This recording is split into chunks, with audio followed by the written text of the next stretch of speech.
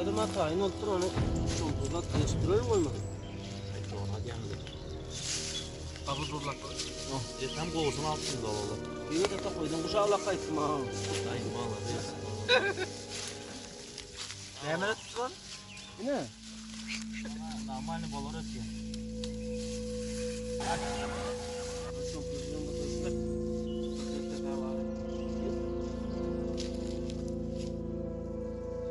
Oğlum beni hazır geldi ayağım nasıl kaydı? Dur o şimdi ben de benim aylık kaydayım mı?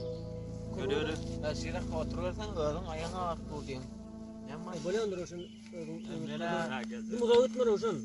Nereye gidecek? Sen şaşırmasın da aynı öyle bak.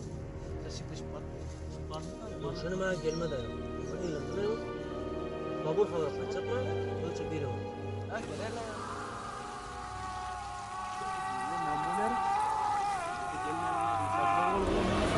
Babur! Gitmeyin dedi o ya, babur!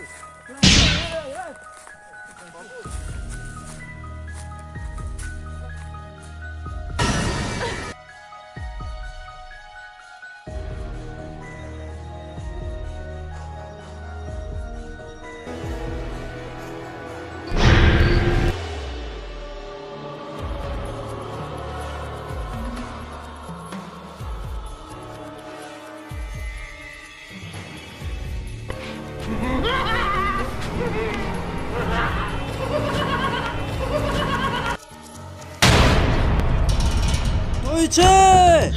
Özan bayram.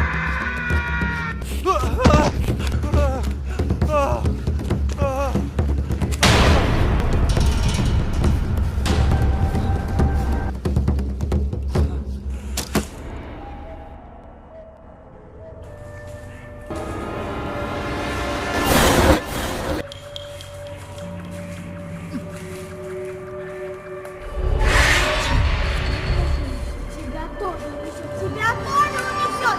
Тебя тоже унесет! Tuğçe. Herhalde ben sana diye oturuyorum. Ne bileyim?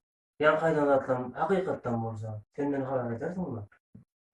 Hava elbette. Babur. Karar edersin mi o? Allah bir kömek etmeli. Telefonumu al Tuğçe. Bunların gerek yok mu kardeşim?